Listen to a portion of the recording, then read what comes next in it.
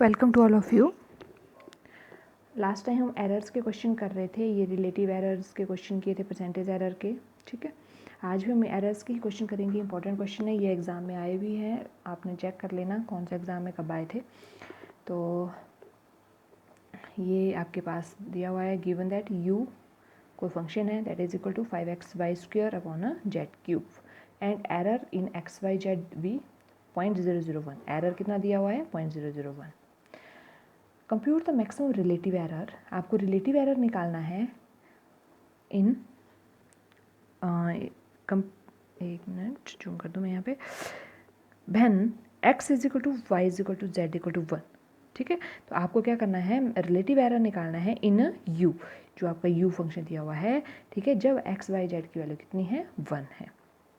Solution start करते हैं। Now u is equal to 5xy² z³।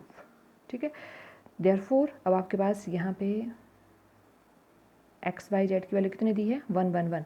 तो यहाँ पे पुट करो सब जगह। 5 into x y square upon z³ है, तो क्या बन जाएगा? 5 इंटू 1 इंटू 1 का स्क्वेयर अपॉन 1³ तो ओवरऑल 1³ आप जितने मर्जी हो 1 ही आएगा। ठीक है, तो ये 1 बन जाएगा। ओवरऑल कितना बचेगा? 5। तो हम बोल देंगे कितना बचेगा यहाँ पे, अगर जब एक्स वाई जेड 1 पुट करेंगे, u कितना आ जाएगा? 5। ठीक है, तो ये आ गया। नाउ अब आपने जो है, अब आपका देखो ना, u फंक्शन जो है x में भी है, y वेरिएबल में भी है, z में भी है। दैट मीन्स आप इसकी डिफ्रेंशिएशन करोगे, लेकिन किसके रिस्पेक्ट में? ठीक है, अब क्वेश्चन ये राइज होता है, तो आपने x के रिस्पेक्ट में भी इसकी डिफ्रेंशिएशन करनी है, y के रिस्पेक्ट में भी करनी है, ठीक है, और z के रिस्पेक्ट में भी। लेकिन जब हम इस टाइप से करते हैं डिफ्रेंशिएशन, तो उसको पार्शियल डिफ्रेंशिएशन बोलते हैं। ठीक है, तो ये curl u upon curl x, इस फॉर्म में आपने इसकी डिफ्रेंशिएशन करनी है। ऐसे लिखना होता है curl u upon curl x। ठीक है, curl u upon curl y, curl u upon curl z, इसको पार्शियल डेरिवेटिव बोलते हैं। ठीक है, curl u upon curl x is equal to, अब विद रिस्पेक्ट टू x कर रहे हैं, दैट मीन्स जो x फंक्शन है उसकी ही डिफ्रेंशिएशन होगी, बाकी फंक्शन एज ए कॉन्स्टेंट यहाँ पे जो है अवेलेबल होंगे। ठीक है, तो क्या बोल देंगे? 5/² अपॉन z³ तो एज इट इज़ आ जाएगा। ठीक है, और x की डिफ्रेंशिएशन dx अपॉन, जनरल आपने क्या करते हैं जब डेरिवेटिव करते हैं, dx of this one, derivative of x कितना आता है? 1 आता है। डिफ्रेंशिएशन ऑफ x क्या आती है? 1। तो क्या आ जाएगा? इंटू 1, 1 लिखने की ज़रूरत नहीं है, तो ओवरऑल क्या बचेगा? 5/² अपॉन z³। वैसे ही curl u upon curl y, अब आपने विद रिस्पेक्ट टू y यहाँ पे डिफ्रेंशिएट करना है u को। ठीक है, तो बाकी फंक्शन जो है एज ए कॉन्स्टेंट होंगे यहाँ पे, 5x अपॉन z³। ठीक है, 5x अपॉन z³ कॉन्स्टेंट होंगे, और y² की अब डिफ्रेंशिएशन करनी है। ठीक है, विद रिस्पेक्ट टू y कर रहे हैं, तो y की डिफ्रेंशिएशन करनी है, मीन्स जो y वाला फंक्शन है, y वाला फंक्शन क्या है? 5/²। तो y² की डिफ्रेंशिएशन क्या आ जाएगी? जनरल आपका रूल क्या चलता है डिफ्रेंशिएशन में?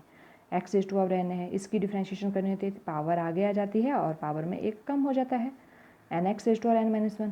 ठीक है, तो वैसे ही यहाँ पे क्या बन जाएगा? 2 आगे आ जाएगा और y की पावर में एक कम हो जाएगा, तो 2y रेज़ टू और 2-1 बन जाएगा। कितना बन गया? 2y रेज़ टू और 1। ओवरऑल कितना रह गया? 2y। ठीक है, और बाकी दूसरा फंक्शन एज इट इज़ था वो 5x अपॉन z³, वो भी तो आएगा साथ में मल्टीप्लिकेशन में, 5x अपॉन z³। ये एज ए कॉन्स्टेंट बिहेव करेगा अब। ठीक है, किसके बात कर रहे हैं हम अभी? Curl u upon curl y की बात कर रहे हैं।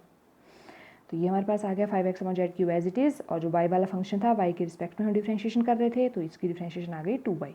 सिंप्लीफाई करो, 5 इंटू 2 कितना हो गया? 10, और xy अपॉन z³, तो ये आ गया 10xy अपॉन z³। वैसे ही अब curl u upon curl z करेंगे, विद रिस्पेक्ट टू z कर रहे हैं, तो क्या होगा? बाकी function as a constant behave करेंगे, 5xy², ये एज इट इज़ आ जाएगा। ठीक है, और z³ की डिफ्रेंशिएशन करनी है, तो z³ अब डिनोमिनेटर में है, इसको न्यूमिनेटर में ले आओ, तो क्या बन जाएगा? z रेज़ टू और -3, इसको डिफ्रेंशिएट करना है आपने। ठीक है, विद रिस्पेक्ट टू z जब कर रहे हैं, अब z की बात कर रहे हैं, तो अब क्या होगा? इसमें फिर से पावर आगे आ जाएगी इसकी, तो क्या बन जाएगा? -3 आगे आ गया आपका। ठीक है, और z की पावर में एक कम हो जाएगा, मीन्स -3 -1 हो गया। बेसिक रूल अप्लाई हो रहा है डिफ्रेंशिएशन का। ठीक है, तो क्या आ जाएगा? -3 एज इट इज़, और ये z की पावर में कितना आ गया? -4।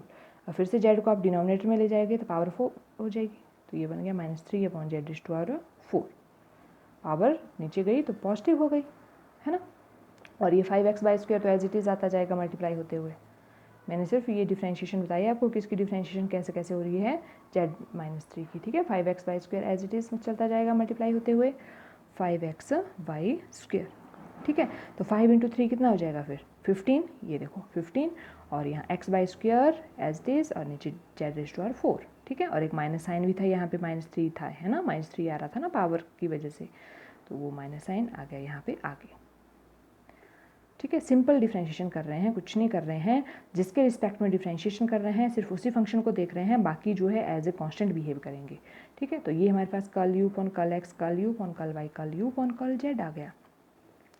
अब हमने जो है डेल्टा u निकालना है, ठीक है। डेल्टा u कैसे निकालते हैं, ये डेल्टा u का फॉर्मूला होता है curl u upon curl x delta x, curl u upon curl y delta y।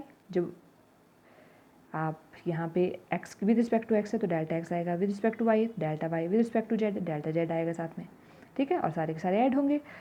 अब delta u maximum, maximum means जो भी रिजल्ट है वो पॉजिटिव में लेना है, तभी हम मैक्सिमम करके मॉड ले रहे हैं सब में, ठीक है। तो सब में मॉड लगा लिया, सिंपल वैल्यू पुट करो। अब 5 curl u upon curl x अभी निकाला आपने, यहाँ से उठाया 5/² upon z³ delta x as it is, curl u upon curl y यहाँ से उठाओ वैल्यू, ये 10x z³ next -15x/² z4 delta z as it is mod, ठीक है। नाउ अब आपके पास x y z कितना दिया हुआ है, 1 दिया हुआ है सबकी वैल्यू, ठीक है। Now at x y z equal to 1 delta u maximum is equal to, अब जहाँ जहाँ x y z दिख रहा है वहाँ वहाँ 1 पुट करो, तो सारा का सारा ये क्या बन जाएगा 1 बन जाएगा, जो जहाँ जहाँ y z है 1 1 1 आएगा, ओवरऑल कितना रहेगा 5, ठीक है।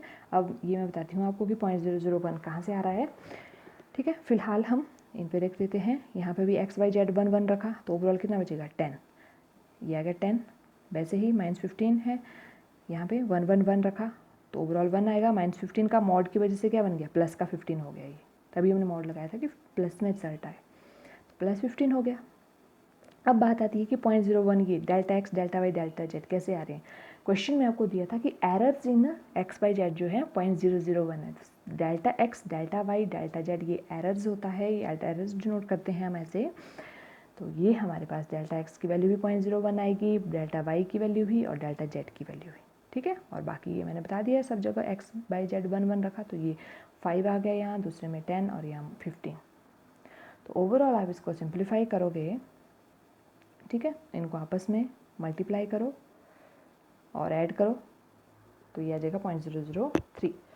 नाउ आपको क्वेश्चन में पूछा हुआ था ई रिलेटिव एरर निकालो, तो रिलेटिव एरर के लिए क्या फॉर्मूला चलता है आपका रिलेटिव एरर का, एक्चुअल में ये एब्सोल्यूट ई एब्सोल्यूट अपॉन जो भी एक्चुअल वैल्यू होती है मॉड ऑफ एक्स। तो यहाँ पे एब्सोल्यूट वैल्यू जो मैक्सिमम वैल्यू आ रही है डेल्टा यू मैक्सिमम ये आएगी ऊपर, और नीचे जो एक्चुअल वैल्यू है दैट इज़ यू, नीचे आपका क्या आएगा यू, ठीक है। तो delta U upon you, delta U maximum की वैल्यू आई है 0.003 यहाँ रखा, और यू आपने स्टार्टिंग में ही ये देखो यहाँ निकाला हुआ है 5, सिंप्लीफाई करो ये आ जाएगा 0.006। अब क्वेश्चन आपका ये हो गया एक्स वाई जेड में आपका वेरिएबल्स थे, 3 वेरिएबल्स में क्वेश्चन था, 3 वेरिएबल्स में होने की वजह से हमने पार्शियल डेरिवेटिव निकाला, ठीक है। पार्शियल डेरिवेटिव कैसे निकालते हैं मैंने अच्छे से बता दिया आपको। फिर आपने डेल्टा यू ये फॉर्मूला आपने याद रखना है, ठीक है। फिर यहाँ पे इनको में मैक्सिमम मीन्स मॉड लेना है, सब में सबकी वैल्यू पॉजिटिव आनी चाहिए। फिर आपने यहाँ पे सिंपल जो है वैल्यूज़ रखी एक्स वाई जेड 1 और ये आपके पास आ जाएगा 0.003, राइट। और लास्ट में आपने यहाँ पे रिलेटिव एरर का फॉर्मूला रखा डेल्टा यू अपॉन यू, तो ये वैल्यूज़ रखी यहाँ पे और आपका आंसर आ जाएगा, राइट। चलते हैं नेक्स्ट क्वेश्चन में। If u is 3b raise to